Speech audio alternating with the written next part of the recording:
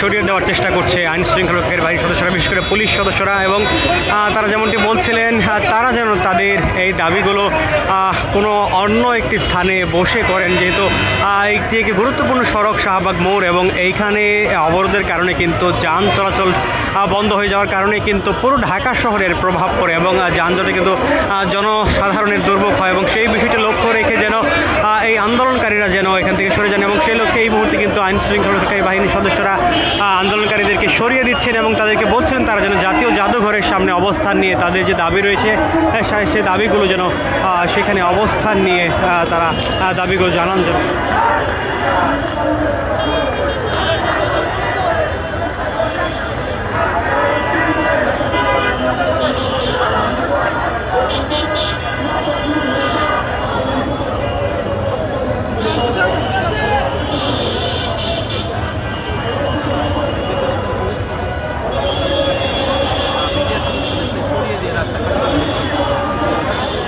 এই মুহূর্তে কিন্তু চাকরিচ্যুত বিডিআর সদস্যদেরকে শাহবাগ মোড় থেকে সরিয়ে দিচ্ছেন পুলিশ সদস্যরা এবং তাদেরকে জাতীয় জাদুঘরের সামনে যে ফাঁকা অংশটিতে সেখানে নিয়ে যাওয়ার চেষ্টা করছিলেন আইন শৃঙ্খলা রক্ষাকারী বাহিনীর সদস্যরা। এবং যার কারণে কিন্তু পুলিশ সদস্যরা তাদেরকে সরিয়ে দেওয়ার পর কিন্তু যান চলাচল আবারও চলতে শুরু করেছে এই মুহূর্তে।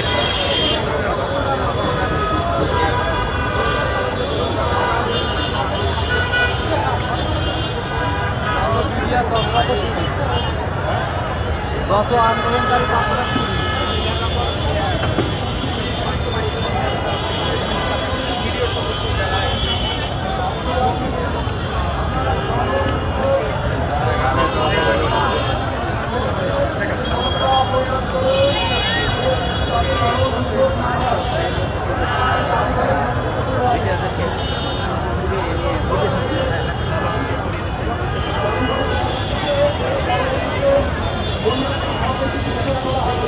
অবস্থান করতেছি মানে জাদুঘরের সামনে।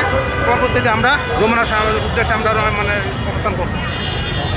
আপনাদের পরবর্তী কর্মসূচি কী হতে পারে? পরবর্তী কর্মসূচি যদি আজকে আমাদের দাবি দেওয়া মাইনে নেয় তাহলে আমাদের এটাই লাস্ট কর্মসূচি। আর যদি দাবি দেওয়া না মানে পরবর্তী আবার আমরা কর্মসূচিতে মানে কর্মসূচি পালন দিতে বাধ্য হব।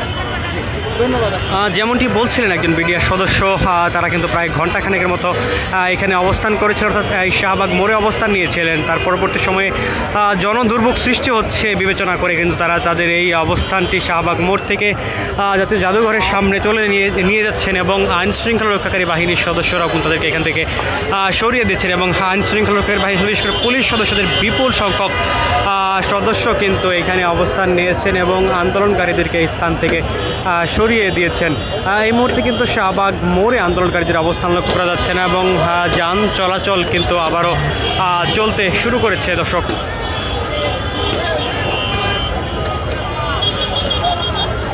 মূলত 3 দফা দাবি আদায়ের লক্ষ্যে প্রধান উপদেষ্টা ডক্টর মোহাম্মদ ইউনূসের বাসভবন যমুনা অভিমুখে যাওয়ার চেষ্টা করছিলেন এই চাকরিচ্যুত বিডিআর সদস্যরা। এবং তারা যে বিষয়টি বলছিলেন তাদেরকে যাদেরকে চাকরিচ্যুত করা হয় তাদেরকে চাকরিতে পুনর্বহাল, এছাড়াও যারা ক্ষতিগ্রস্ত হয়েছে সেই ক্ষতিগ্রস্তদের ক্ষতিপূরণ দিতে হবে এবং তাদের দ্বিতীয় যে দাবিটি যারা কারাবন্দী রয়েছেন তাদেরকে কারামুক্তি প্রদান করতে হবে। এবং সর্বশেষ যে দাবিটি তারা করছিলেন বিডিআর সদস্যদের, অর্থাৎ বিডিআর যে নামটি সেটি পুনঃস্থাপন করতে হবে, অর্থাৎ বর্তমান যে নাম বর্ডার গার্ড বাংলাদেশ সেই নামটি পরিবর্তন করে আবার পুরাতন যে নামটি রয়েছে বিডিআর বাংলাদেশ রাইফেলস সেই নামটিতে আবার ফিরে যেতে হবে। সেই বিষয়টি কিন্তু তারা বলছিলেন। তাদের এই 3 দফা দাবির লক্ষ্যেই কিন্তু গতকাল কেন্দ্রীয় শহীদ মিনারে অবস্থান নিয়েছিলেন তারা এবং সেখানে তারা যেমনটি বলছেন তারা মার্চ টু সচিবালয়ের উদ্দেশ্যে এসেছিলেন। তবে সেখানে স্বরাষ্ট্র মন্ত্রণালয়ে তাদের কর্মকর্তাদের সাথে কথা বলেছিলেন, তবে সেখানে তাদের দাবির বিষয়ে কোনো ধরনের সুরাহা না হওয়ায় তারা অবস্থান কর্মসূচি চালিয়ে যান এবং রাতভর সেই শহীদ মিনারে অবস্থান শেষে আজকেও